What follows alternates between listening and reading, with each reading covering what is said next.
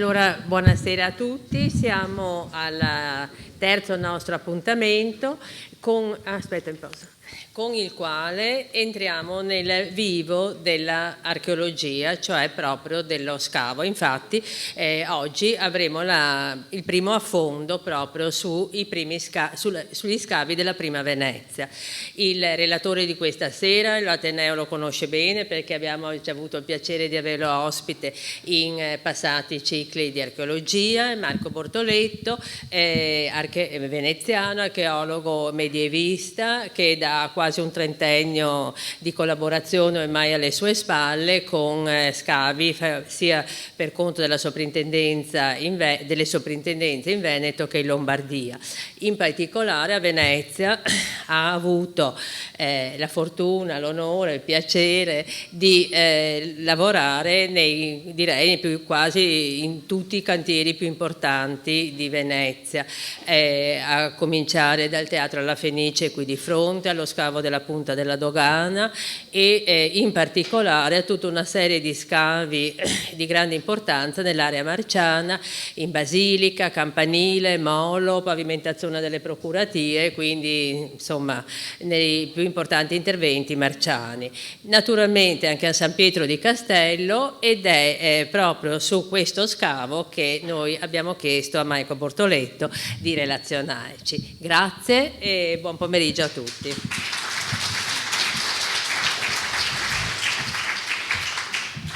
Bene, nel senso che a me piace parlare in piedi, così mi vedete e tanto è a posto, è così. Bene, innanzitutto io ringrazio l'Ateneo Veneto dell'invito e si sente bene, sì?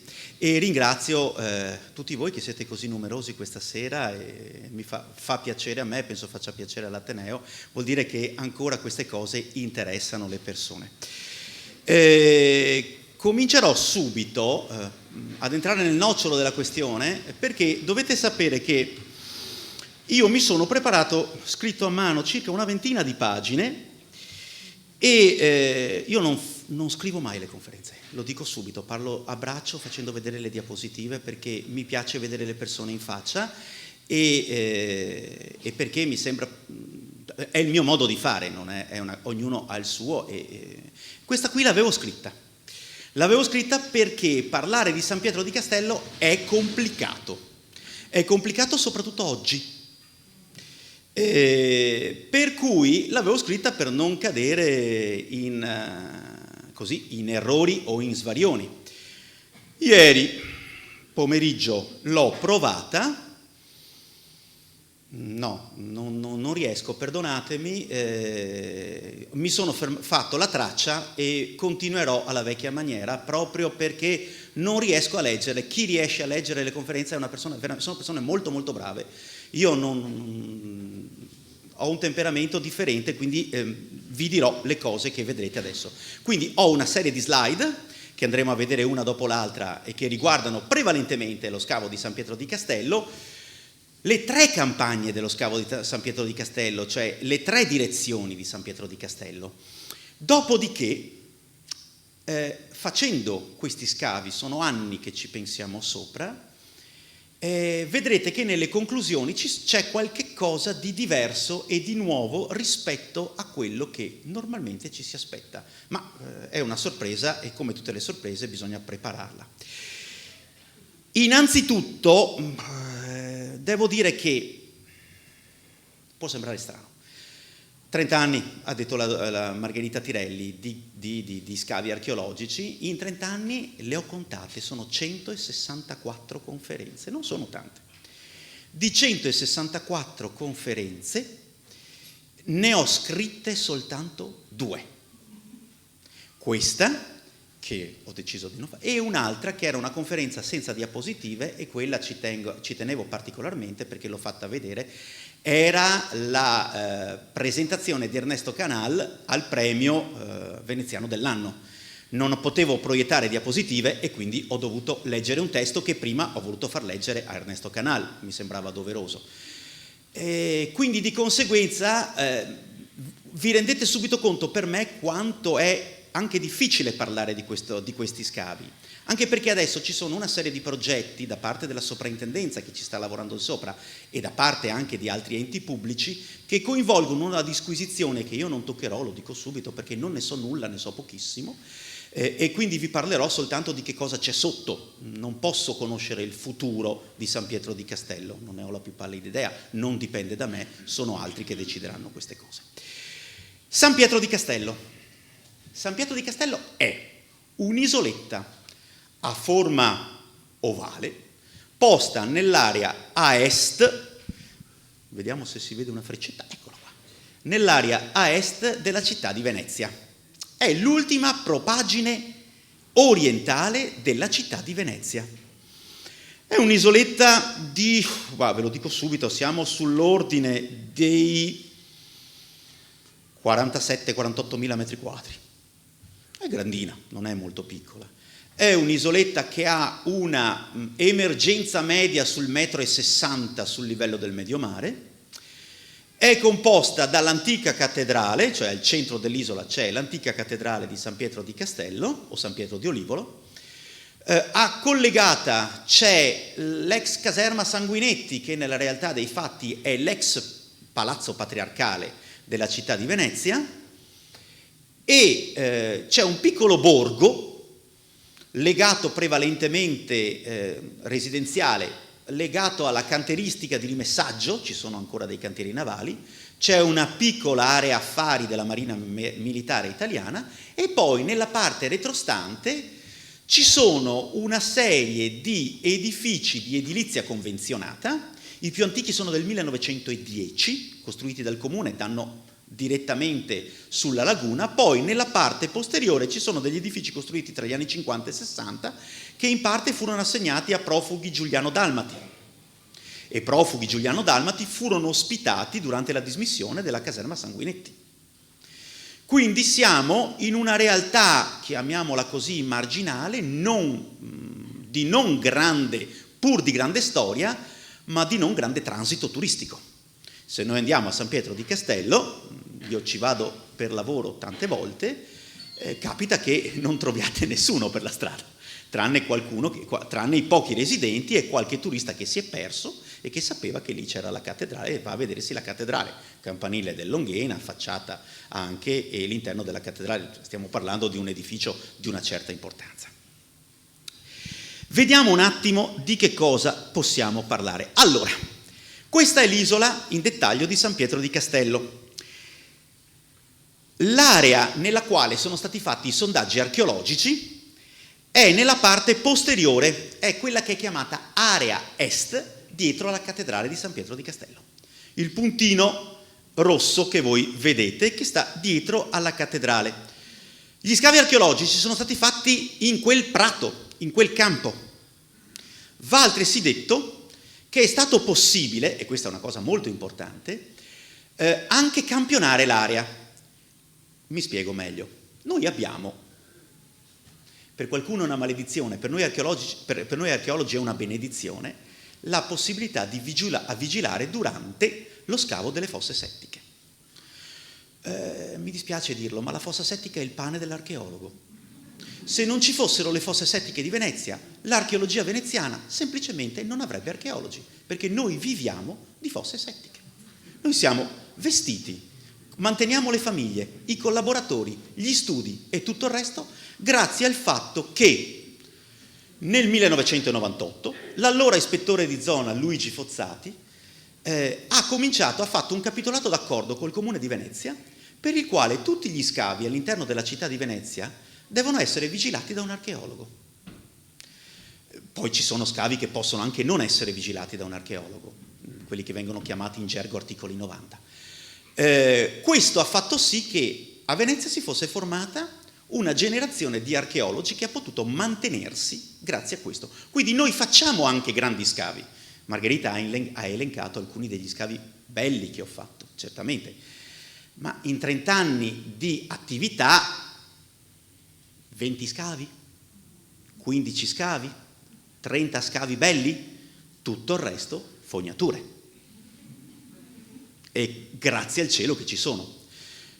Le fognature l'intervento sulle fosse settiche ha potuto, siccome le fosse settiche scendono sotto dallo scavo 1,50 m minimo, ma si arriva anche a 1,80 m di profondità, noi riusciamo ad avere tutta la stratigrafia e quindi mettendo insieme la stratigrafia di tutte le fosse settiche dell'isola di San Pietro di Castello, faccio ad esempio, io posso dirvi più o meno, perlomeno fino a quella quota, la colonizzazione dell'isola, di quanto si sono alzati i pavimenti, di quanto si è alzata l'acqua e tutte cose di questo genere qua grazie alle fognature.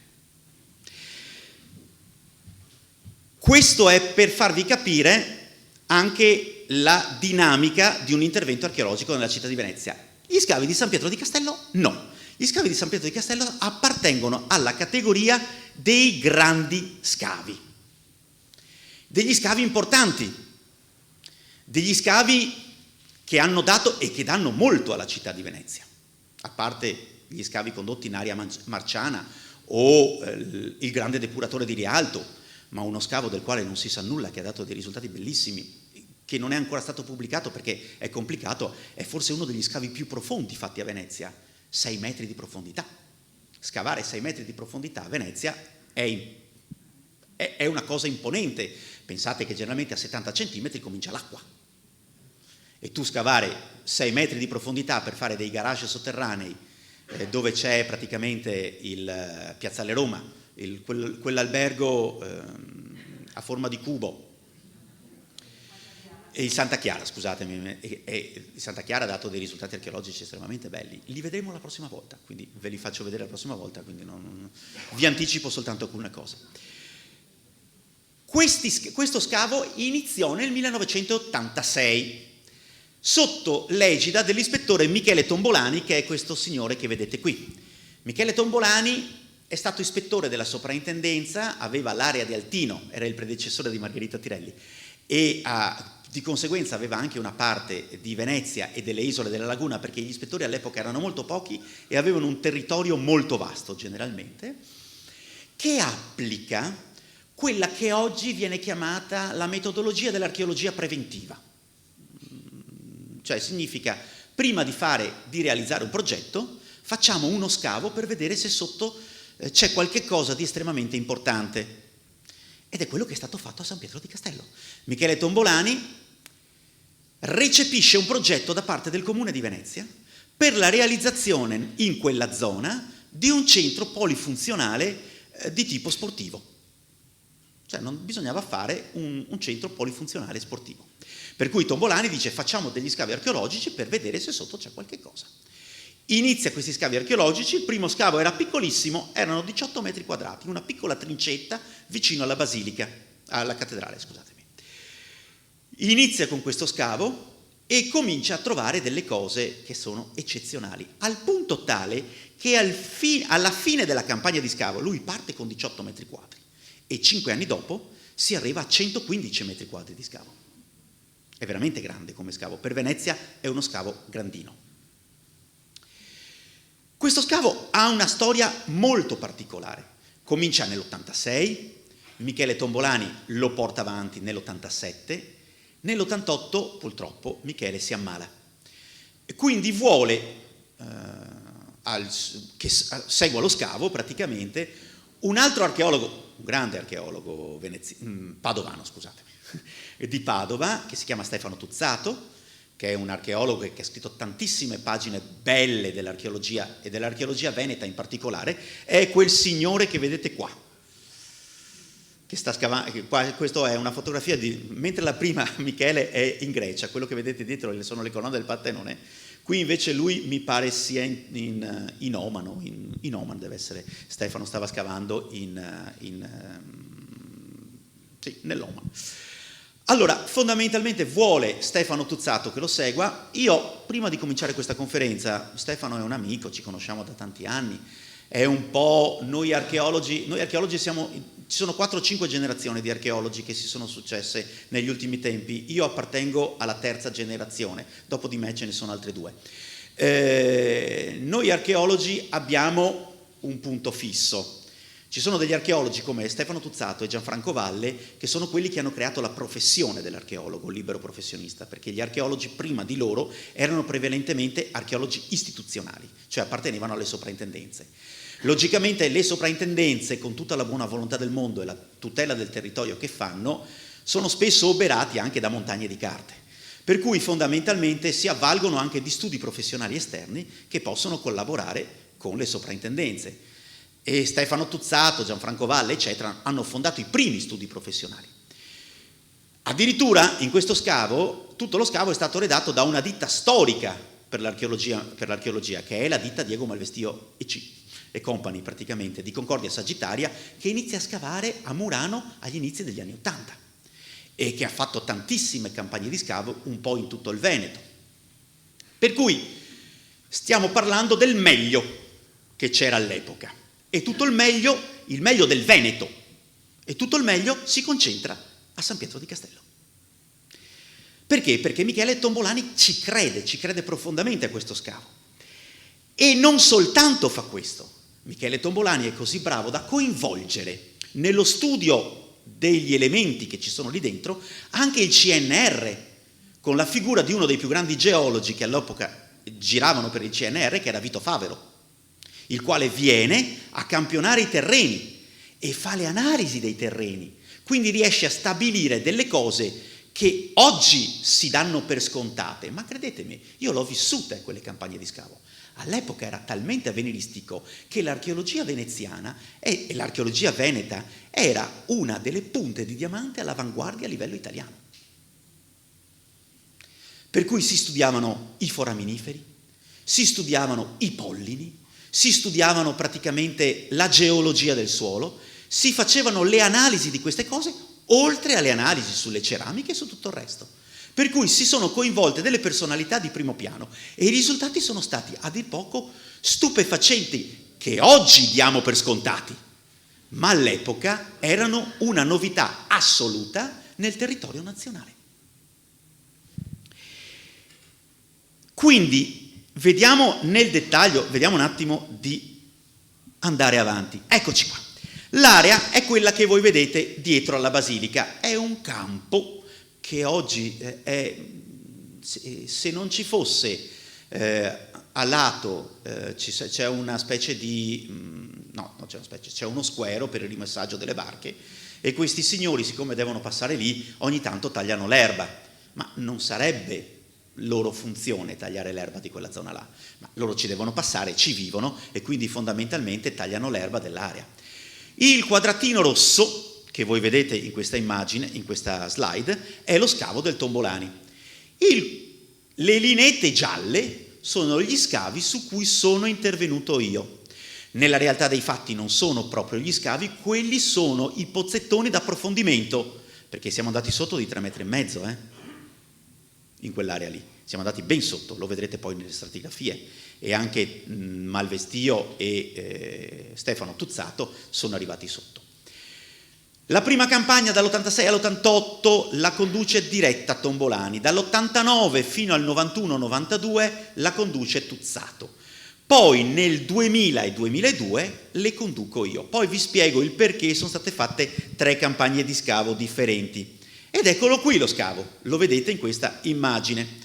Si tratta di uno scavo estremamente ampio, con tutta una serie di particolarità che adesso vi sto a elencare. Allora, prima di tutto, gli strati, voi vedete, sembra un tiramisù dai colori che vedete. Vedete, la parte superiore, quella più biancastra, è il terreno, il piano di calpestio attuale dove la gente cammina tutti i giorni. Immediatamente sotto questo strato tende a decolorarsi, a diventare giallino. Quello strato giallino che vedete, ocra chiaro, è un'argilla sovraconsolidata e costipata che c'è in tutti gli insediamenti militari, arsenale compreso, funzionali in epoca austriaca. Quello strato c'è dappertutto. Perché? Io ce l'ho lo stemmino, io sono un ex militare, ho prestato servizio militare nella Marina Militare Italiana e voi non avete la più pallida idea di che cosa vuol dire spostare un cannone. I cannoni sono pesanti e i cannoni da marina erano pesantissimi perché erano degli affusti, a parte il cannone di bronzo o di ghisa che era sopra, hanno degli affusti in legno e poi hanno delle rotelline molto piccole. Se io non ho un terreno molto duro, quelli si impantanano e non li tiri. Quindi cosa facevano? Stendevano questi strati di argilla e li costipavano. All'Arsenale, ad esempio, sono talmente duri questi strati di argilla che noi abbiamo dovuto scavarli con lo scavatore e credetemi, lo scavatore fa difficoltà, è come cemento, è durissima sta roba. E difatti su quello strato abbiamo trovato palline da moschetto, pipe. I militari o sparavano a qualche cosa o fumavano come dei turchi, per cui trovi pipe dappertutto, bocchini da pipa e pallottole di vario tipo. Sotto quello strato là, vedete quello strato di colore bruno scuro, marrone scuro diciamo, quella è terra da orto, orticoli, orti. E vedete quella specie di cose che sembrano delle buche e poi ci sono quei terreni marrone più chiaro? Quelli sono dei grandi fossi tagliati, riempiti di calcinacci per farci crescere le piante sopra, perché hanno bisogno del drenaggio dell'acqua. Per cui si scavavano dei fossi lunghi, questi si trovano in quasi tutti i terreni agricoli, eccetto a Sant'Erasmo. Quando c'è terreno agricolo in Venezia, ma soprattutto nelle isole della laguna, si trovano questi fossi riempiti di calcinacci. Servivano a far drenare l'acqua dolce piovana e mantenere una bolla d'acqua dolce sotto, perché noi abbiamo l'acqua salata, logicamente, per cui le piante si bruciano. Queste purtroppo, ogni volta che si alza la marea, si imbibiscono di acqua salata ed è uno dei motivi per i quali spesso e volentieri, anche parlando con i ricercatori dell'Archivio di Stato, mi si dice che gli alberi non sono una cosa tipica della città di Venezia, perché l'albero ha bisogno di radici molto profonde e di acqua dolce sotto. Difatti, se guardate bene, quasi tutti gli alberi, compresi quelli presenti un po' meno ai giardini, ma i giardini sono molto alti, ma gli alberi muoiono, sono rinsecchiti, non hanno molta forza, per il semplice motivo che l'acqua salata mi distrugge le radici. Per ovviare questo, spesso si creavano queste bolle e questi drenaggi sotto. Sotto questa cosa qua vedete che c'è ancora uno strato marrone scuro. Quello strato marrone scuro è uno strato di orticoli, di ortaggi. Sotto quello cominciano le prime strutture, che adesso andrò ad illustrarvi. Allora, tutte queste cose che io adesso vi dirò sono in gran parte pubblicate in 4 o 5 pubblicazioni che sono state fatte sullo scavo di San Pietro di Castello, quindi non è che vi dico cose, vi aggiungerò le cose mie che sono nuove, non sono pubblicate, però fondamentalmente se voi andate a prendervi una rivista prestigiosa e bellissima, si chiamava I Quaderni d'Archeologia del Veneto, era pubblicato dalla Soprintendenza mai troppo compianta Soprintendenza Archeologica del Veneto, la quale sostanzialmente aveva una serie di riviste estremamente importanti e che praticamente potevano e che illustravano tutti gli scavi. Ecco, su 2 di queste riviste, l'una della fine degli anni 80 e l'altra degli inizi degli anni 90, ci sono le cose che vi sto dicendo io oggi. C'è anche un'altra bella pubblicazione scritta sugli studi in memoria di Michele Tombolani, che venne a mancare subito dopo la chiusura di questo scavo, e poi ci sono una serie di relazioni che fecero i geologi di Vito Favero, dai quali adesso ho preso le cose che vi sto dicendo. Allora, prima di tutto, dai carotaggi, dalle analisi dei pollini e dalle analisi sedimentologiche del sottosuolo, noi sappiamo che, meglio che torno indietro così vi faccio capire, eccolo qua. Allora, innanzitutto vedete, questa è una mappa, quella del Dorigo, una ricostruzione dell'isola di San Pietro di Castello nel 1360. Tutta la parte originale dell'isola è quella color beige ocra. Vedete la basilica, la cattedrale, scusatemi, vedete la caserma che poi era il palazzo patriarcale, quel quadrato con il quadratino al centro, e poi l'altra chiesetta, del quale si conosce poco o nulla, intitolata Santi Sergio e Bacco, santi militari, santi bizantini. Ricordatevi questo perché è molto importante per il dopo. Quando trovate i gemellini, Santi Sergio e Bacco, Santi Cosma e Damiano, sono quasi sempre in coppia, vuol dire che spesso e volentieri c'è una titolarità del sito dovuta a qualche cosa di bizantino, a qualche istituzione bizantino, eccetto uno, Santa Maria Assunta.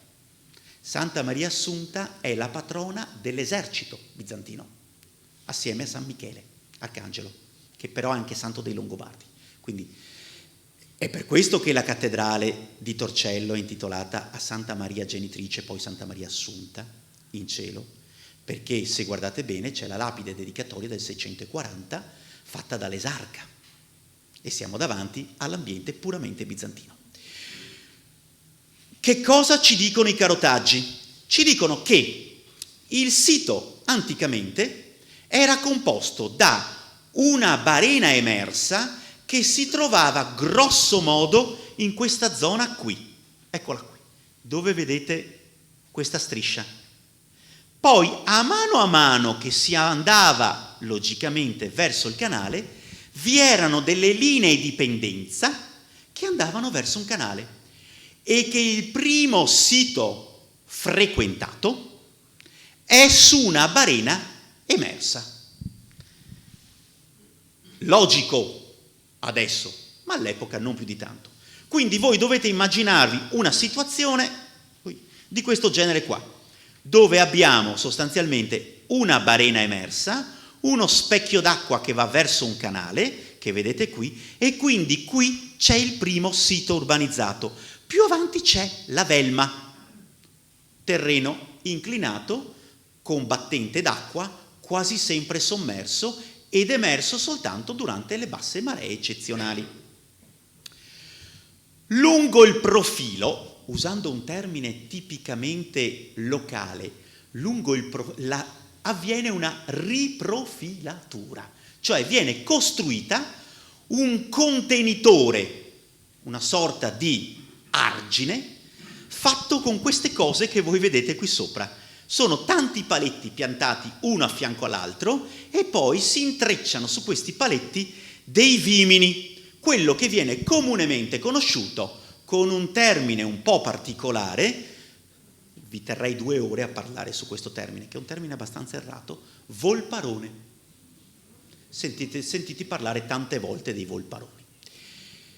Il volparone è un'arginatura fatta con paletti di legno dove vengono intrecciati i vimini, perché a Venezia la cosa più preziosa, in laguna, la cosa più preziosa, ci sono 2 cose preziose, la terra e l'acqua dolce. Questa è la ricchezza, la terra, perché il mare se la mangia, guardate che fine hanno fatto le barene che c'erano una volta, non soltanto col moto ondoso, ma anche col fatto che non c'è più apporto e quindi le barene non crescono più. Il mare se la mangia la barena e quindi le barene tendono da sotto. Allora che cosa facevano?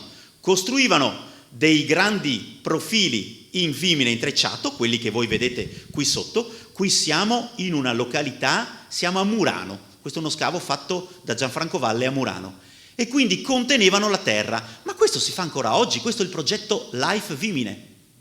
Nella laguna, vedete? È lo stesso principio. Questa è stata fatta una decina d'anni, 5-6 anni fa, scusatemi. E la situazione nei casoni di valle o nei casoni di grado e di caorle, vedete la stessa cosa. Qui in realtà è fatta in tavole di legno, ma ci sono anche le tavole di legno anche nel sito di cui vi sto parlando. E qua vedete a Venezia, vedete i volparoni di Ca' Foscari, vedete i volparoni del Malibran e vedete i volparoni dell'ex cinema San Marco. Quindi siamo davanti e vedete sotto le datazioni al C14 di questi volparoni. Siamo tra il VII, ma prevalentemente tutto VII secolo. A Venezia in prevalenza c'è il VII secolo. In prevalenza c'è qualcosina prima e c'è molto dopo. Andiamo oltre. Ma come arginatura sopra si trovò anche una sorta di strada sopra questa cosa qui, fatta con delle tavole di legno. Ora voi mi direte, una strada fatta con le tavole di legno? Beh, nel Medioevo è comune. Guardate l'immagine a fianco. Quelli siamo in Nord Europa, è una strada in tavole di legno che si trova a Novgorod, che è sono 200 anni dopo, praticamente. Ma non c'è solo quello. Oh, scusatemi, eccola qua, eccole qua un'altra. Sono strade fatte con tronchi di legno, arginature fatte con tronchi di legno, ci si poteva camminare di sopra. Sopra a questa struttura, quindi dove voi dovete immaginarvi profilatura, strate e qualche casone in legno, qualche casa in legno. Purtroppo io sono veneto, per fortuna, e uso il termine casone, perché qua siete in prevalenza veneti, quando io vi dico casone capite subito di che cosa sto parlando. Non si dovrebbe usare come termine. I miei colleghi puristi italiani generalmente usano altri termini. Qua siamo a Venezia, quando vi dico casone e non uso il termine che usano i miei colleghi, tra parentesi si usa molto il termine tedesco casa in legno, la lascio la traduzione, quindi di conseguenza sappiamo bene di che cosa stiamo parlando. Ecco, sopra queste strutture c'è un ulteriore innalzamento del terreno, c'è una bonifica di queste bassure davanti, quindi l'argine si sposta verso il canale e sopra questa arginatura cominciano ad essere costruite le prime case con fondazione in pietra. Con fondazioni in pietra. Come sono fatte queste case? Qua ne vedete una di queste fondazioni e qua vedete il focolare di una di queste case. Come sono fatte queste case? Eccole. Quella è un'immagine del Museo Correr, inflazionatissima, si vede dappertutto. Quella a fianco è una ricostruzione mia, perché quella del Museo Correr va benissimo, è stata dipinta da una persona che aveva visto le cose, ma non aveva la più pallida idea di come stessero in piedi questi edifici.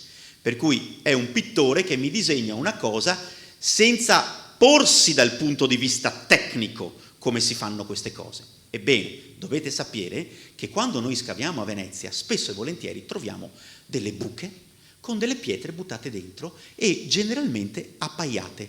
Tante volte c'è anche uno zoccolo rialzato. Perché? Perché quando io faccio una casa di legno e i tronchi di questa casa si appoggiano sul terreno umido, i tronchi di questa casa dopo qualche anno marciscono e la casa crolla. Ma se io faccio uno zoccolo in muratura e isolo questa struttura e ci costruisco la casa in legno di sopra, con il sistema che voi vedete là, tutta incastrata col sistema di pennone e mortasa, tanto per intenderci, quindi prevalentemente ad incastro, io posso tranquillamente far durare questa casetta un centinaio d'anni. Io ho avuto un piccolo passato di insegnante e siccome mi occupo in prevalenza di tecniche edilizie e sono appassionato di tecniche edilizie in legno, ai miei studenti dello IUAV dicevo sempre: volete vedere l'antica Venezia? Andate a Dobbiaco in Alto Adige, dove vedete queste strutture come sono fatte. Era tutto così. Tanto è vero, voi questo vedete, questa stanza è stupenda. Sotto sapete che ci sono i pali di legno, ma a mano che vado sopra, i divisori, i muri piccoli, ma anche quelli all'ultimo piano, spesso sono semplicemente fatti in legno e rivestiti di intonaco. Per questo prendono fuoco così. Ne abbiamo un esempio qui a fianco. Cioè, sostanzialmente, le strutture sono in prevalenza lignee, anche perché il legno è elastico. Quindi, guardate attentamente. Se voi guardate, qui non è presente lo zoccolo, è presente però tutta la struttura di incastro e guardate attentamente, sono in tavole verticali, sempre in tavole verticali, mai in tavole orizzontali. Perché? Perché il terreno di Venezia è fortemente cedevole. Se io metto un tronco orizzontale, da una parte cede, mi fa così, ma se io metto una basamente e poi metto tutto in verticale, i cedimenti vengono assorbiti per pressoflessione, come dicono gli ingegneri praticamente. Quindi voi avete una struttura, ed è sempre fatto così. Andiamo oltre. Eccoci qua. Quindi Stefano Tuzzato e Tombolani trovano il primo insediamento, non vi ho ancora dato delle date, viene datato al VI secolo. Poi sopra l'insediamento del VI secolo, tra il VI e il VII secolo, tra il VII e l'VIII secolo, abbiamo queste strutture bizantine di cui vi ho detto. Poi sopra cominciano le fasi d'abbandono e cominciano gli orti, per un motivo che andremo a vedere nelle conclusioni. È importante questo, perché fondamentalmente, quando poi andremo a vedere nelle conclusioni, queste cose te la dicono lunga sulla tipologia di insediamento che era lì. Pensate che purtroppo, nonostante tutti i legni recuperati, lo scavo ha avuto, probabilmente per la morte prematura del dottor Tombolani, non ha avuto molta fortuna per lo studio dei materiali. Perché i materiali sono depositati, sono stati per molti anni depositati, se non ricordo male, ad Altino. Adesso non mi ricordo, o comunque no, ho sbagliato. Comunque i materiali sono stati depositati a lungo nei magazzini. Tombolani non c'era più, non c'era la possibilità di approfondire lo studio, nonostante Tuzzato avesse chiesto più volte di fare lo studio dei materiali, era molto difficile poterlo organizzare, anche perché poi dopo Venezia ha avuto un funzionario ed Altino ne ha avuto un altro, per cui c'erano anche dei problemi, però i materiali erano tenuti perfettamente, cioè adesso so che li stanno studiando, l'università, l'ateneo locale, mi è stato detto dal funzionario di zona, e la sovrintendenza sta approntando uno studio su queste cose, però fondamentalmente qui mi fermo perché non conosco la tipologia di intervento che è stata, che deve essere fatta in questo settore, in questo momento, scusatemi. Allora, ora vi racconterò una storia, che è la storia che a me l'hanno data così, me l'hanno raccontata dai testimoni oculari, uno tra i quali fu Ernesto Canal, che era presente al fatto, ed è una storia molto affascinante. L'ultimo giorno di scavo, siamo nel 1992, Vito Favaro, che era il geologo del CNR, andò a fare i carotaggi finali per poter campionare il terreno. Facendo i carotaggi, dovete sapere che le sezioni a San Pietro di Castello sono malefiche, crollano, che è un piacere, il terreno è fortemente sabbioso nella parte alta, quindi tende a crollare. Durante questa operazione crollarono delle sezioni e all'interno dello strato più profondo dei pozzetti si rinvenne della ceramica sigillata di epoca romana. Siamo agli inizi degli anni 90.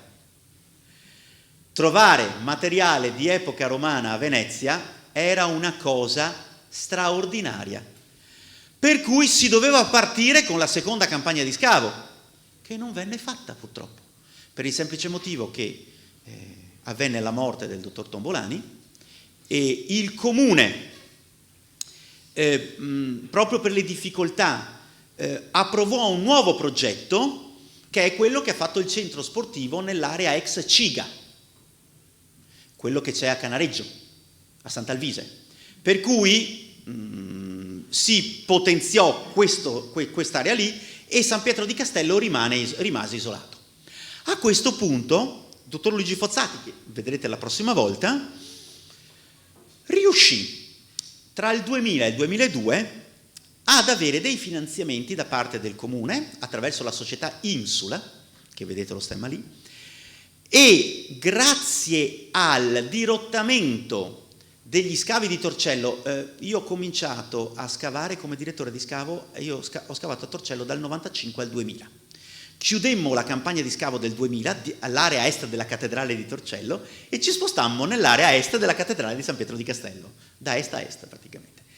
Qui cominciamo con lo scavo e Insula aveva dato i finanziamenti e ci portammo dietro, a parte l'impresa Malvestio, alla quale va sempre il mio doveroso ringraziamento, ma abbiamo avuto la possibilità di usufruire delle strutture del centro di formazione per maestranze edili di Venezia ed affini di Mestre, il quale aveva sponsorizzato un corso per operatori archeologici a Torcello e una parte dei finanziamenti poi li aveva portati assieme ad Insula per fare lo scavo. Abbiamo avuto anche la possibilità di avere gli studenti di Ca' Foscari, che ci hanno dato una mano per queste due compagnie di scavo e questo mi sembra giusto e doveroso ringraziarli. Al progetto credette profondamente Luigi Fozzati, che è questo signore con la barba qui, all'epoca il sovrintendente era Luigi Malnati, che è questo signore che vedete qui, e questo signore qui purtroppo non ho trovato una bella fotografia, è Diego Malvestio, che era il titolare dell'impresa. Quindi lo scopo del mio scavo era non di verificare le cose che aveva fatto il dottor Tuzzato. Non l'avrei mai accettato. perché per me Tuzzato è una persona estremamente importante e io non ho nessuna, per me è e rimane un punto di riferimento per tutta la nostra generazione di archeologi. Il mio compito era quello di andare a verificare la presenza di queste ceramiche romane e capire che cos'erano. Quindi scavai a fianco allo scavo di Tuzzato e di Michele Tombolani, trovai le stesse cose che vi ho illustrato prima, quindi le stesse cose che ha trovato lui le ho trovate anch'io. Io ho trovato anche una cosa che mi ha sconvolto. Vi ho detto che io sono un appassionato di edilizia, di metodologia edilizia. C'è un procedimento nell'edilizia greca, bizantina, che prevede la realizzazione di sottopavimentazioni mescolando la sabbia con le conchiglie, o perlomeno con la ghiaia, qui si adoperavano le conchiglie, e i carboni. I carboni perché avevano capacità igroscopica e quindi di conseguenza avevano questa capacità di eliminare l'umidità, nella realtà la assorbivano e basta. Le conchiglie e la sabbia facevano da drenaggio. Noi trovammo il fondo di una di queste casette di cui vi ho fatto vedere prima, che era fatta con questa struttura qua. E io feci un esperimento, io ho la mania di queste cose, andai a prendere un secchio d'acqua, lo riempii d'acqua e buttai la secchiata d'acqua sopra lo scavo che aveva appena pulito la ragazza che mi ha guardato sgranato, mi fa: dottore, cosa sta facendo? Voglio vedere se drena. Mi credete, ho messo la mano sopra, ha drenato subito. Non era asciutto, era drenato, una cosa straordinaria, non avevo mai visto una cosa di questo genere. Scavammo, trovammo queste bonifiche di cui vi sto parlando e sotto queste bonifiche trovammo questa ceramica. Trovammo questa ceramica, questa l'avete capita, ecco, vi faccio vedere, la parte rosa è lo scavo di Tombolani, la parte ocra invece è lo scavo che ho fatto io, così vedete la quadrettatura e l'immagine dello scavo. Queste sono le immagini dello strato. Questo è il famoso strato di cui vi ho parlato, di drenaggio. È straordinario. Questa è la trincea di approfondimento e questi sono gli scavi e le trincee. Se guardate attentamente, quegli strati azzurrognoli che sono qui sotto, scusatemi, eccolo qua, 1 e 1, 2, questi due strati azzurrognoli sono gli strati da cui uscirono queste ceramiche, che poi sono questi strati qua. Questi sono i disegni come si facevano una volta, questi sono i disegni come si fanno oggi. Sono maniere di fare la disegnazione. Purtroppo, lo dico perché non sono un grande fan di queste cose qui, però purtroppo i disegni oggi si fanno quasi tutti a livello vettoriale con i computer. Io sono un vecchio disegnatore. Un disegno che prima io ti facevo in 10 minuti, adesso un qualsiasi tecnico informatico ci mette un'ora, un'ora e mezza. È uno dei motivi per i quali io non faccio altro che fare tutti i disegni a mano, faccio prima, non c'è nessun problema. Li do a un architetto che è molto più bravo di me e l'architetto me li ripassa tutti quanti in carta e poi consegniamo alla soprintendenza così. Però questi disegni qua li vedete anche voi, sono privi di anima, non sono belli come questi. Questa è una roba, vabbè, si fanno. Ed è giusto anche perché poi dopo vengono messi sui programmi vettoriali che hanno tutta una logica particolare, bisogna farli così e noi facciamo come deve essere fatto. Quindi accanto a questa cosa di cui vi ho parlato, praticamente dentro si rinvengono questi frammenti di ceramica. Dovrei avere, eccoli qua. Ferma. I frammenti di ceramica sono i frammenti. Queste sono le immagini di quello che sono. Perché se io vi faccio vedere il coccetto, scusatemi, voi capite poco o nulla, anzi, fate tutti sti scavi per 2 coccetti. Se però vi faccio vedere come nella realtà sono i coccetti, io dico sempre che non c'è nulla di bello quanto una ceramica sudgallica o una ceramica aretina di epoca romana. Hanno una bellezza e una raffinatezza di esecuzione di una bellezza. Purtroppo io qui vi faccio vedere solo quella tarda, tipo D, quella nordafricana. Queste sono lucerne nordafricane di V secolo e VI secolo, V e VI. Questa è a quello a cui appartengono e poi, scusatemi, è discutere. E poi sotto ci sono le terre sigillate, sempre nordafricane, che appartenevano allo strato di cui vi ho parlato. C'erano anche dei frammenti di ceramica sudgallica, cioè di ceramica di secondo secolo d.C. Quando tu trovi una cosa di questo genere qua, dici è in ambiente primario o secondario? Perché questa è la domanda che ci poniamo, cioè cosa vuol dire? Ambiente primario è che c'erano dei romani che ci camminavano sopra, gli rompeva a squea e la buttava per terra. Questo è l'ambiente primario, quindi è una cosa che succede all'epoca. Ambiente secondario vuol dire che fondamentalmente hanno preso della terra con questa ceramica dentro, perché da qualche parte qualche romano ha rotto sta roba qua, l'ha presa e l'ha buttata qui sopra. In che ambiente erano questi? Ahimè, in ambiente secondario, perché quando andammo a rompere sotto e trovammo gli strati di bonifica, trovammo questi anforotti qui che sono anforotti di VI-VII secolo. Quindi noi avevamo sopra all'epoca alto medievale, sotto dei riporti di terreno di epoca romana e sotto ancora di nuovo il Medioevo. Quindi era un riporto, si deve ad Ernesto Canal questo termine, cioè un terreno di riporto, o come che il riporto è un terreno alloctono, cioè che viene da qualche altra parte e viene portato qui. Da quale parte? Qui si apre un ventaglio di storie differenti. Ve lo dico perché è pubblicato, ve la do lì. Noi abbiamo un sito romano non molto distante da San Pietro di Castello. È una piccola arginatura scavata subacquea, scavata da Ernesto Canal negli anni 90, fatto fare il C14 e il C14 ci dava I secolo a.C., I secolo d.C. Aspettate, non è finito. Perché questa stessa struttura è stata riscavata dal mio funzionario di zona, che si chiamava Alessandro Asta, che è stato funzionario qui a Venezia per molti anni e che ha scritto una pagina molto importante anche lui dell'archeologia veneziana, assieme a un grande archeologo subacqueo, si chiama Stefano Medas, e una società che si chiama Idra, i quali dovettero fare la riprofilatura dell'isola della Certosa. Dietro all'isola della Certosa trovarono quello che vengono comunemente conosciuti col nome di argini strada, cioè praticamente dei pali di legno piantati sul terreno e sopra una specie di stradetta, di stradella. In mezzo c'è del terreno di riporto.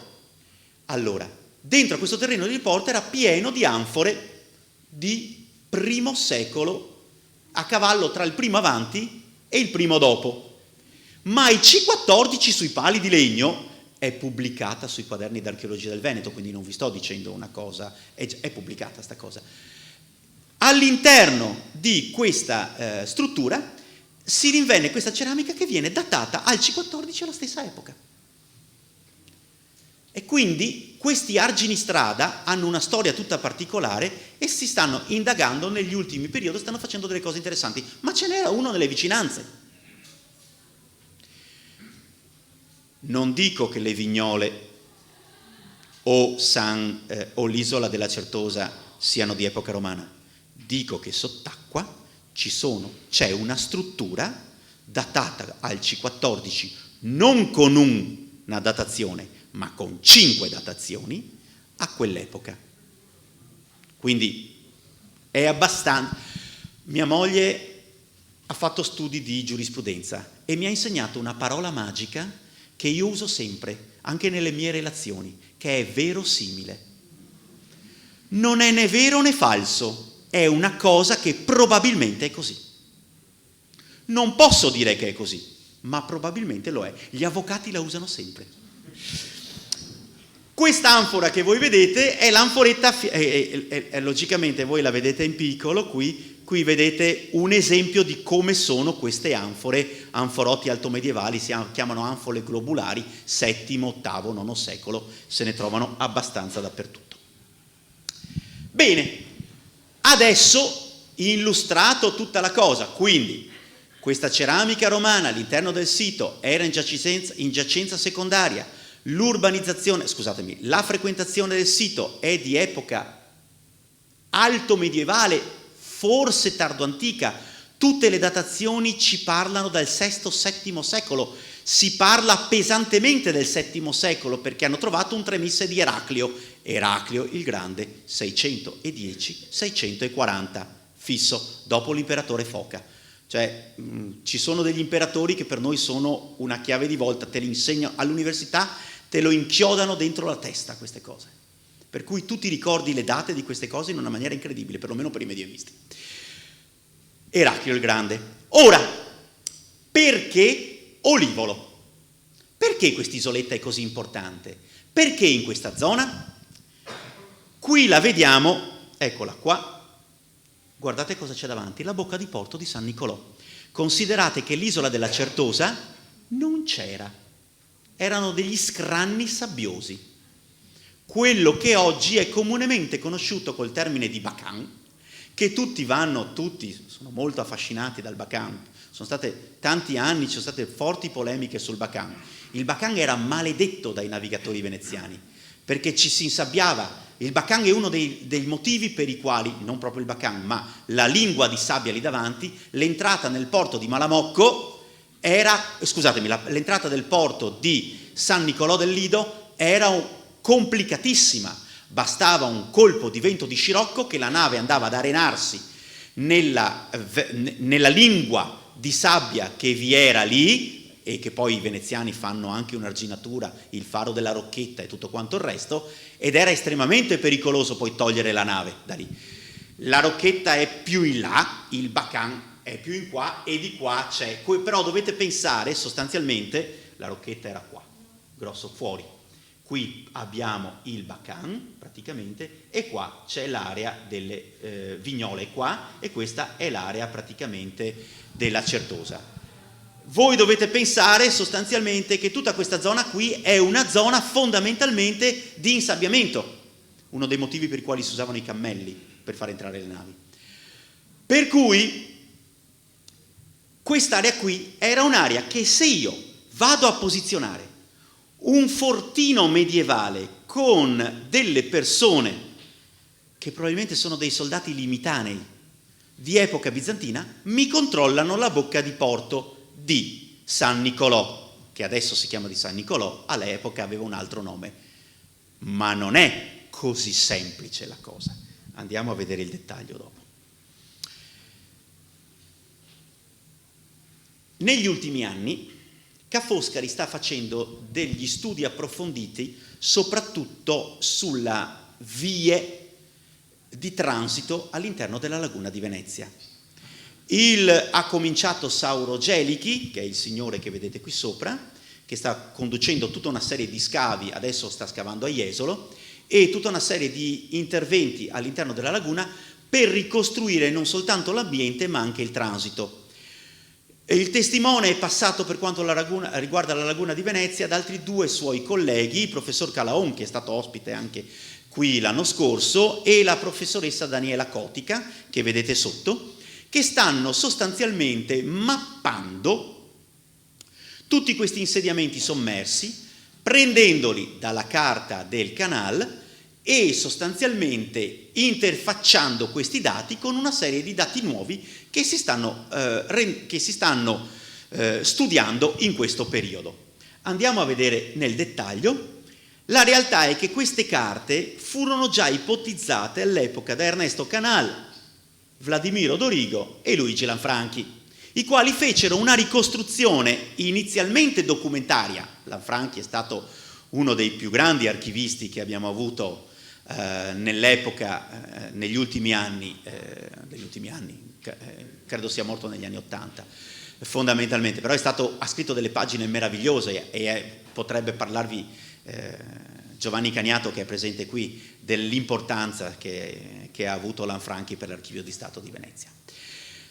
Vladimiro Dorigo ha concretizzato la cosa interfacciando gli studi in maniera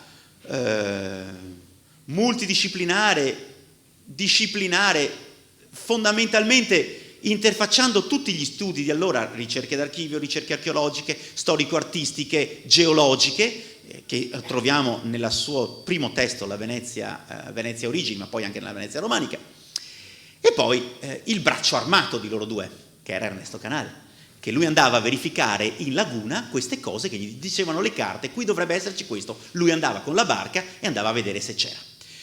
Quindi c'è una mappatura di queste cose e la ricostruzione di quella che è la via endolagunare. Questo tratto rosso che voi vedete, che da Altino, gravita nella zona d'Altino, e c'è una rotta endolagunare che è la rotta citata da Cassiodoro, che diceva praticamente di portare il grano dall'Istria, dove ce n'era, fino a Ravenna in pieno inverno.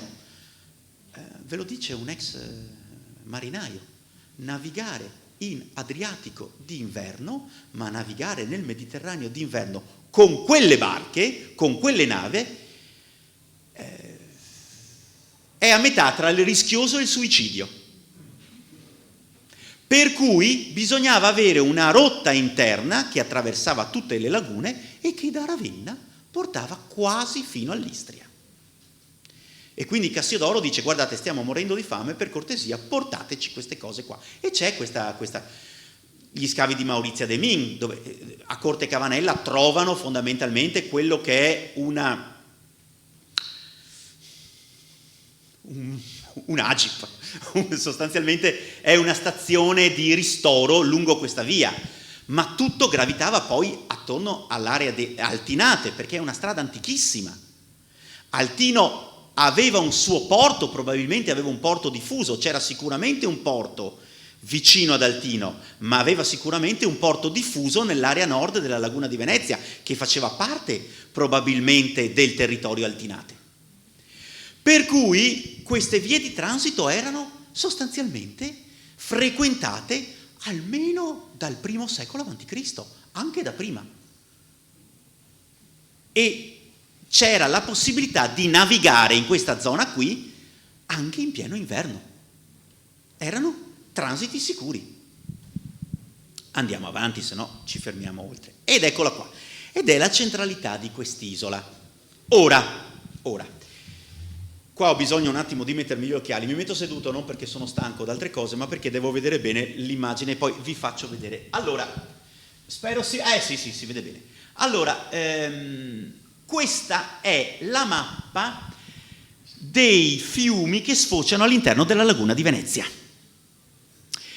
Quelli sono tutti paleoalvei, prevalentemente del Brenta. È pubblicata, la trovate tranquillamente nella geomorfologia della laguna di Venezia, fatta da Aldino Bondesan dell'Università di Padova assieme alla sua equipe. È un libro estremamente interessante e molto molto molto bello, dove c'è la ricostruzione dei fiumi che sfociavano alla laguna di Venezia prima di tutti i lavori che sono stati fatti dalla Repubblica di Venezia per la deviazione di questi fiumi. Lo studio fatto da Ca' Foscari prende spunto da queste correnti e ha una ricostruzione fluviale all'interno della laguna di Venezia, ma non c'è solo quello. Non c'è solo quello. Nel 1983, gli anni 80 sono stati estremamente importanti e sono passati sempre in secondo piano, come se avessimo inventato tutto oggi negli ultimi 10 o 20 anni. No, gli anni 80 e anche i primi anni 90 per l'archeologia sono stati, e soprattutto l'archeologia medievale, sono stati anni estremamente importanti, ma non soltanto per questo.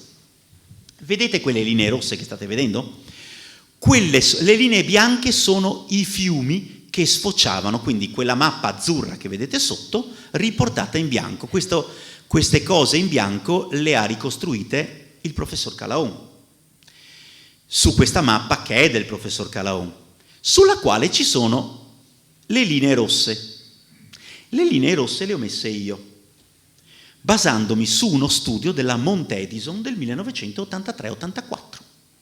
È uno studio che fece con le fotografie all'infrarosso all'interno della laguna di Venezia per capire la vegetazione, ma fece anche una cosa più importante. Studiò le correnti in fase di alta e di bassa marea all'interno della laguna di Venezia. Ma fece di più. Studiò queste correnti non soltanto usando il grado di massima estensione del 1981, ma anche quelle del 1925, che erano dei dati disponibili. Perché 1925? Perché non avevano ancora costruito il Ponte Littorio, il Ponte della Libertà. E quindi esisteva sì il ponte della ferrovia, ma non esisteva ancora una barriera così forte come quella poi del successivo ponte degli anni 30. Per cui gli influssi di marea all'interno della laguna, combinati ai riporti fluviali, potevano essere ricostruiti con maggiore attenzione. Ora voi mi direte, beh Marco, e allora? Voi non avete mai navigato a vela o a remi all'interno della laguna di Venezia, perché chi ha navigato a remi o a vela, e vedo qua il dottor Caniato in fondo che mi guarda, e che effettivamente ha viaggiato molto a remi per la laguna di Venezia, sa quanto sono importanti le correnti per fare poca fatica. Perché vogare controcorrente non è come vogare in favore di corrente. E non soltanto, ma i venti dominanti in laguna sono sempre quelli. E vogare in favore di vento o con una vela al terzo in fase di marea calante o di marea crescente è estremamente importante. Perché se io navigo col vento a favore in marea calante, posso uscire tranquillamente dalla laguna di Venezia e andare verso il mare senza fare nessuna fatica. Viceversa, se entro in laguna di Venezia con la marea crescente e in fase di vento, in buona fase di vento, faccio poca fatica.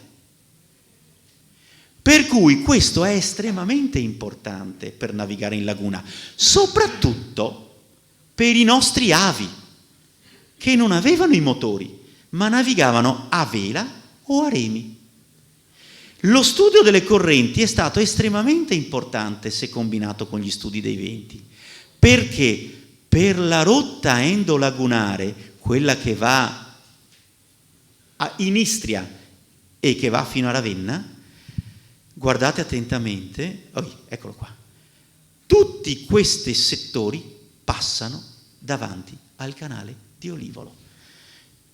L'isola di Olivolo è uno snodo importantissimo per il transito acqueo all'interno della laguna di Venezia.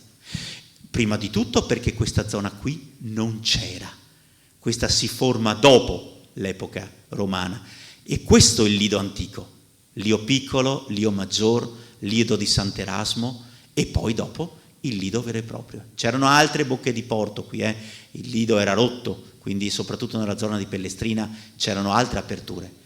Però fondamentalmente, quando mi entra la marea, ogni tanto mi perdo questa freccia, quando ho in marea crescente, l'acqua mi fa questo giro qua, ops e ops. Guardate attentamente, è un attimo arrivare nello Scanello e in fase di marea crescente arrivare ad Altino. Quando la marea calante è un attimo scendere, uscire da Altino, è un attimo scendere, passare San Pietro di Castello e andare verso Ravenna. Ecco perché è importante Olivolo. Ma non abbiamo finito qui. Qui, per un alto medievista come me, cominciamo con una cosa estremamente affascinante. Quando viene fondato il vescovado di Olivolo Castello? Il vescovado di Olivolo Castello è datato 774-776. Non è mai stata smentita questa data. Il più antico documento che ne parla è Giovanni Diacono. Però fondamentalmente tutta una serie di documenti ci danno queste datazioni. Lo spostamento da Malamocco a Venezia come luogo residenziale del potere ducale è 20 anni dopo. Siamo grosso modo alla fine agli inizi del IX secolo.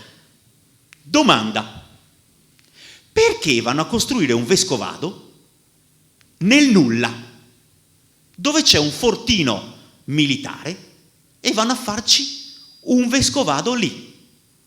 Fermi tutti. È vero che, secondo la tradizione bizantina, ma anche dell'Italia meridionale, andare a creare un vescovado in aree piccole è abbastanza comune. Cioè, praticamente in Sud Italia, ma anche nelle zone militari dell'Anatolia, scusatemi, dell'Asia Minore, ci sono dei vescovi che hanno delle diocesi molto piccole, che invece non sono comuni nel nord Italia. Pensate alla diocesi di Torcello, che poi sarebbe diocesi di Altino, è il vescovo di Altino che si sposta a Torcello. Era una diocesi ampia, molto grande, che prendeva tutta la laguna nord e si attaccava alla città di Altino. La diocesi di Aquileia Grado era immensa. La diocesi di Oderzo, che poi si sposta a Cittanova, e da Cittanova forse a Jesolo, non è ben chiaro questa cosa qui, è un'altra diocesi militare, ma estremamente importante e grandina. Olivolo no, a Olivolo non c'è niente, o perlomeno non dovrebbe esserci nulla. C'è sto fortino, ci sono queste case e c'è una diocesi. Perché?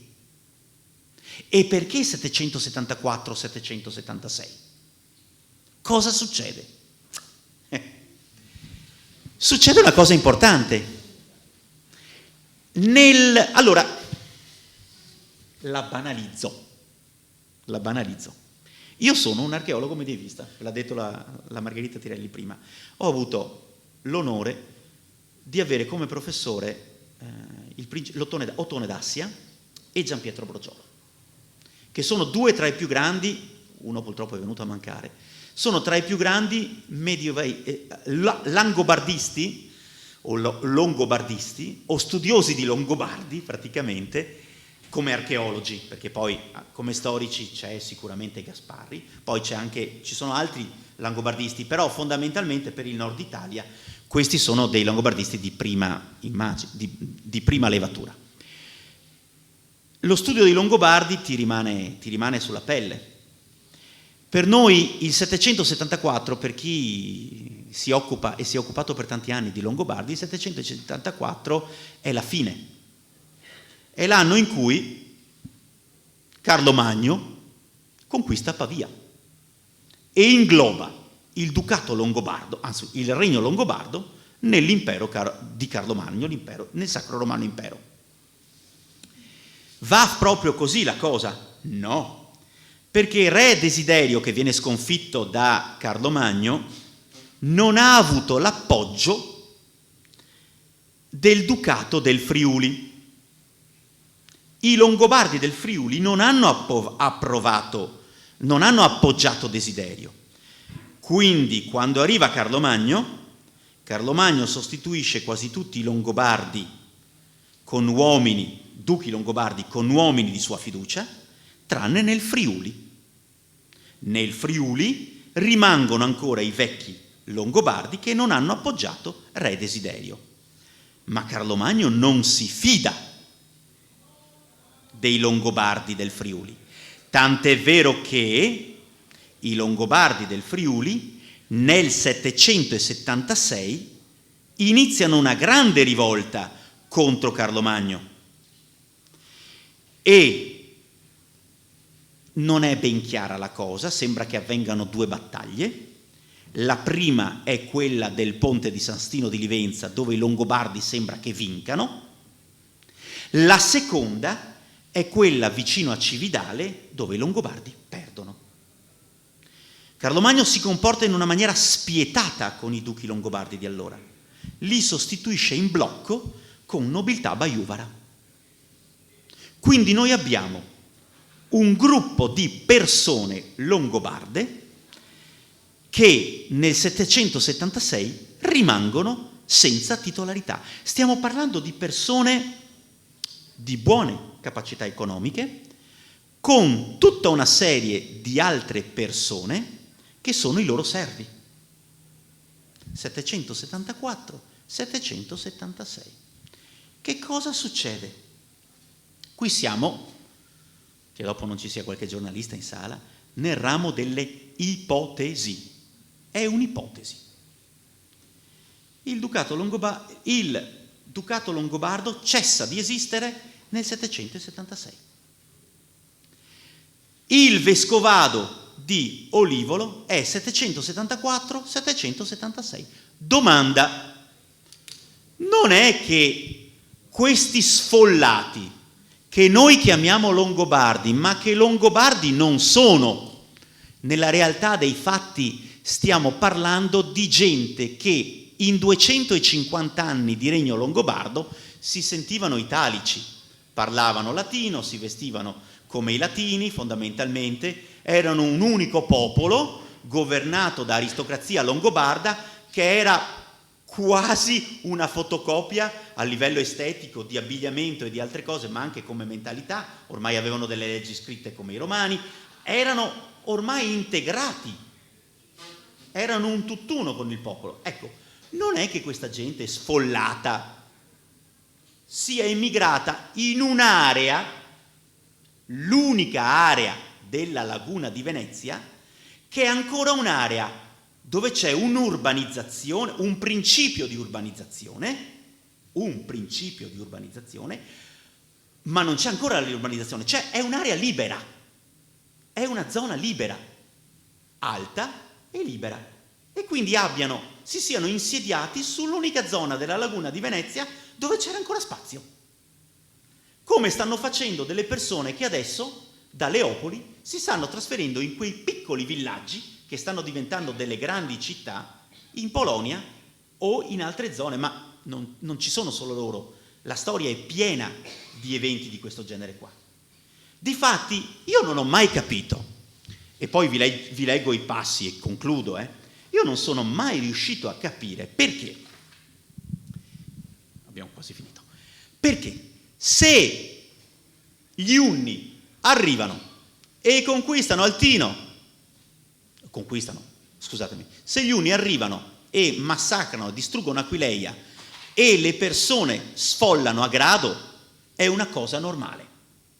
Se i Longobardi fanno disastri ad Altino o ad Oderzo e i vescovi si spostano, uno a Cittanova e poi ad Aquileia, e poi giù a Jesolo, è normale. Se il vescovo di Altino, pressato dalle genti longobarde, si sposta a Torcello, è altrettanto normale. Se il vescovo di Padova, probabilmente anche se non è ben certa la cosa, si sposta nella zona di Malamocco quando i longobardi prendono Padova, è altrettanto normale. Poi però se arrivano i Franchi non succede nulla. Questo è un problema della storiografia. Nella realtà dei fatti, grazie a Dio, negli ultimi anni ci sono degli studi. Vito Fumagalli è stato il primo che ha anticipato queste cose. Questo è dovuto, ve lo dico subito, a una cattiva usanza della storiografia italiana, che vede nei Franchi gli alleati francesi che ci hanno dato una mano a cacciare gli austriaci durante le guerre di indipendenza. Nasce tutto da lì, E per cui ancora oggi dire che i Franchi sono stati spietatissimi con l'occupazione dell'Italia, non sono in molti che lo dicono. Però, ve lo cito attentamente e vi cito solo 3 documenti e poi chiudo. È un documento del 6 maggio del 774, redatto a Castellarquano, nel Piacentino, dove avviene una donazione. I Longobardi, che sono costretti a scappare, fondano un monastero e regalano tutti i possedimenti, questo nobile longobardo, al monastero. Il documento comincia così, ed è rarissimo che un documento cominci in questa maniera. Nel nome del nostro Signore Gesù Cristo, carta di donazione scritta in un tempo di barbari avvenimenti. Non esistono, i iniziano sempre nella stessa maniera, in nome del nostro Signore Gesù Cristo, nell'indizione, bla bla bla bla bla bla, non si citano mai queste cose, ma non è finito. Andrea da Bergamo, che è il successore di Paolo Diacono, che è lo scrittore della scuola dell'Historia Langobardorum, scrive di questa invasione dei Franchi e dice: la desolazione si allargò sull'Italia, molti furono assassinati, molti uccisi dalla fame, molti divorati da animali selvaggi, poche le persone che restarono a popolare le città e i villaggi delle campagne. Cioè ci sono dei testi di contemporanei che ci dicono quanto è stato foriero di disastri questo avvenimento. Poi, ma queste sono documenti di parte, cioè sono stati scritti da persone legate alla cultura longobarda? No, c'è un documento ancora più importante, è un documento redatto dalla corte imperiale, quindi da Carlo Magno. Nell'occasione della sua seconda o terza, purtroppo il documento non è datato, discesa in Italia, quindi siamo o nel 776 o nel 781, sono 5 anni di differenza. Carlo Magno, in un diploma, ricorda come la situazione dell'Italia in quegli anni fosse desolata, disperata, al punto tale, il documento ne parla, che molti nobili, ma anche molti poveri, si offrono come schiavi a delle persone, è un'usanza abbastanza comune, si offrono loro e le loro famiglie come schiavi pur di aver da mangiare. Carlo Magno, che si rende conto di questa cosa, decise in questo suo diploma imperiale che tutti gli atti antecedenti al 20 febbraio, compleanno di mia moglie, 20 febbraio del 776, mia moglie è molto più giovane, non c'entra nulla, nel 776 o forse del 781, no, non è ben chiaro, comunque sempre del 20 febbraio, tutti gli atti di donazione delle terre quelli antecedenti fossero revocati, come fossero revocati anche tutti gli atti che guardano la schiavitù, cioè questa donazione a schiavi. Non fossero però revocate le donazioni in terre e denaro posteriori a quella data. Perché? Perché altrimenti si sarebbe dato la zappa sui piedi. Carlo Magno aveva dato alla nobiltà baiuvara e alemanna il terreno dei Longobardi. Quindi i servi sì, ma le proprietà no. Ragioniamoci sopra, come direbbe qualcuno. Vi ringrazio e buona serata. Spero di non avervi annoiato.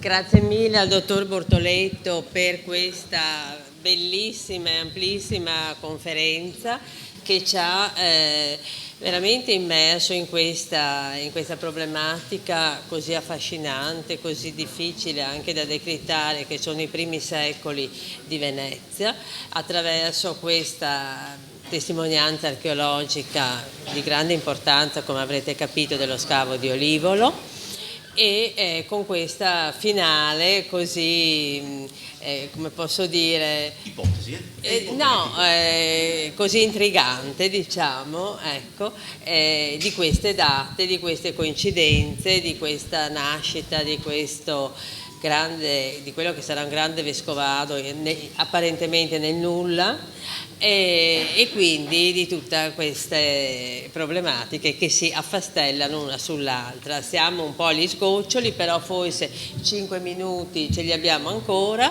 se quindi c'è qualche domanda da fare al dottor Bortoletto, credo che il dottor Bortoletto sia a disposizione.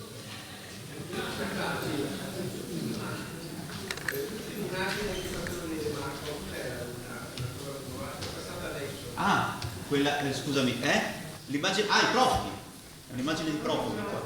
No. La cartina. No, torna giù. Torna giù. Stop! La penultima, quella. Questa? Questa è la fibula 162 di Nocera Umbra. Fibula a staffa 162 di Nocera Umbra. Per gli archeologi scusami.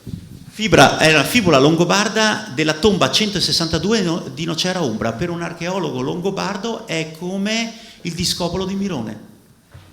Ha la stessa importanza, la stessa bellezza. Cioè, logicamente è una roba da 12 centimetri, grandi così, però è perché, se volete, tengo 2 ore a parlare di sta roba qua, a seconda è un esempio di unione tra il primo stile, secondo stile, terzo stile animalistico, tutto in un'unica fibula, ha una datazione ben precisa ed è fatta in una determinata maniera, per cui era una delle domande che ti facevano all'università, perché l'esame di archeologia medievale era terribile. Tu avevi 3 diapositive, dovevi dire tutto di quelle 3 diapositive e se ne sbagliavi una ti facevano la domanda di riserva, se sbagliavi la domanda di riserva ti cacciavano. Era terribile l'esame. Io l'ho anche iterato 2 volte, pensa che senso di masochismo. Buonasera. Salve. Sera. Non so se è leggenda, ma a metà degli anni 50 il professore Ca' Foscari, un certo dottor Candida, ha fatto delle ricerche fuori Malamocco a 10-15 miglia in mare e nel canale della Giudecca fino a Burano, e hanno trovato a quell'epoca certo. C'erano dei pavimenti e fuori in mare i pescatori con le reti ha saputo questa storia. Allora, dunque, dicevano che era una cattedrale allora no, cattedrale o cose no. Allora, noi abbiamo, ne apriamo un po', parleremo la prossima volta di striscio un po' di queste cose qui. È tutta la questione, allora, per quanto riguarda il mare, c'è tutta una questione particolare legata alla portualità di Altino. E ci sono anche dei relitti, anche se sono dei relitti un po' particolari, per cui sono relitti tardi, mentre in mare ci sono un numero cospicuo di ancore di epoca classica romana. Per quanto riguarda la questione della Laguna Nord, sì, non so del professore in merito, non lo so. Io sono nativo dell'isola di Mazzorbo, per cui io ricordo tra la fine degli anni, all'inizio degli anni 70, quando le draghe ararono l'area e tirarono fuori dei reperti estremamente importanti, non soltanto delle anfore ma anche dei pezzi di mosaico, e nella zona della Padrone di Santa Caterina, dove passarono col tubo del gas. Però fondamentalmente ci sono state delle ricerche approfondite su queste cose qua, anche recenti, fatte da Canal, ma poi mappate anche recentemente da Calaon, mappate anche da Ca' Foscari, certo, però più l'area verso la zona di San Felice, Punta Sapioni, scusatemi, Lio Piccolo, ecco, Lio Piccolo. Il canale di Malamocco è tutta un'altra, è una questione molto più complicata e che meriterebbe, ma qua si va avanti ore a parlare di una cosa di questo genere. Sì, buonasera a tutti, mi chiamo Andrea Grigoletto e mi occupo di valutazioni di incidenza sul patrimonio. Noi ci siamo anche sentiti telefonicamente. Sì, avvocato. Sì, io mi sono imbattuto per caso in questa delibera che tutti possono scaricare dall'albo pretorio online del Comune di Venezia, una delibera di giunta, la 252 del 2021, lasciando perdere il Palazzo Patriarcale, ma per l'area archeologica prevede il transito dal demanio dello Stato, l'attuale proprietario, al patrimonio del Comune di Venezia per fare uno spazio eventi, molto probabilmente legato alla Biennale, e usi non meglio specificati legati alla ristorazione. La mia domanda è: a noi degli usi futuri di quest'area veramente non ci interessa nulla? Grazie. Io posso rispondere come cittadino, nel senso che non lo so, nel senso che fondamentalmente non conosco approfonditamente la delibera, non so che cosa sia previsto e quindi non posso dare un'opinione su una cosa che non conosco. So che ci sono tutta una serie di associazioni che si stanno movimentando per questa cosa qui, di quale mi pare che lei faccia anche parte. L'interesse per un'area archeologica logicamente c'è sempre, però fondamentalmente ci sono anche vari gradi per l'approvazione dei progetti che richiedono i permessi delle sovrintendenze, i permessi, tutta una serie di iter particolari che non conosco e quindi non saprei dire più di quello che le sto dicendo adesso. Non so se qualcun altro abbia possibilità di intervenire su questa cosa. Sospendo qualsiasi giudizio senza la conoscenza del fatto approfondita. Non ho avuto modo di leggere, so che me ne aveva accennato, so che c'è so che c'è questo bando, non so in che termini, in che cosa, e poi di progetti su San Pietro di Castello personalmente ne ho visti 5 o 6. Quanti ne sono arrivati in porto fino ad oggi? Beh, l'area la conoscete tutti, vedete anche voi com'è purtroppo com'è in questo momento, quindi non lo so, non me la sento di dire una cosa che non conosco, di parlare di una cosa che non conosco. Giovanni. L'interesse archeologico bisogna sentire la soprintendenza. Cioè queste sono cose, io sono un archeologo libero professionista e non sono neanche istituzionalizzato, nel senso che non faccio parte della sovrintendenza. Ci sono persone che hanno le competenze e che hanno fondamenti. Io posso dirvi che cosa c'è sotto, è quello che avete visto, però non posso dirvi quanto questo possa influire su un procedimento che non so neanche se è in corso. Questo non lo so. Così mi disse Gigi Lanfranchi nel 1900, direi 84-85, prima di morire. Era che nel IX secolo mesi nomi nei documenti dei Longobardi. Pensi che guarda, Gigi Lanfranchi ha anticipato una teoria che ha radici. La buttiamo. Ci sono 2 teorie molto affascinanti su questa cosa qua. Io la conoscevo sta cosa perché ne abbiamo parlato a lungo con Canal, e questo 774, 776 ti ritorna come un mantra e ti ritorna sempre in testa. Ma non c'è soltanto questo, c'è il fatto anche che ci sono delle possibilità ipotizzate da lo stesso Lanfranchi ne aveva parlato a suo tempo, che la prima fase colonizzatrice, ma è anche logico che sia così, ci siano anche nobiltà gota, perché i Goti, quando è arrivato Narsete con Giustiniano, all'epoca di Giustiniano, sono scomparsi. Ma dove sono andati sti Goti? Si sono diffusi, sì, ma dove? Per cui c'è tutto, e coincide con la colonizzazione di una certa area delle lagune. Parliamo di inizio di metà del VI, inizio del VII. È una tesi estremamente affascinante, ma purtroppo abbiamo ancora dal punto di vista archeologico abbiamo pochi elementi.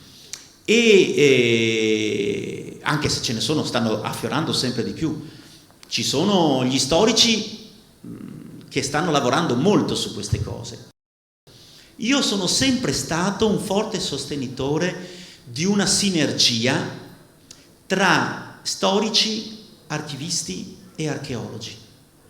Ve lo dico subito, purtroppo non è la mia è una posizione abbastanza di nicchia, perché spesso e volentieri sul livello della New Archaeology, quindi di Binford, ma i miei colleghi archeologi tendono un pochino a fare lo studio sui reperti che scavano, per avere la conoscenza oggettiva, e qualsiasi studio della storia e dei documenti d'archivio per molti archeologi è la paura di lasciarsi influenzare dai documenti, che potrebbero far vedere delle cose che in realtà non sono.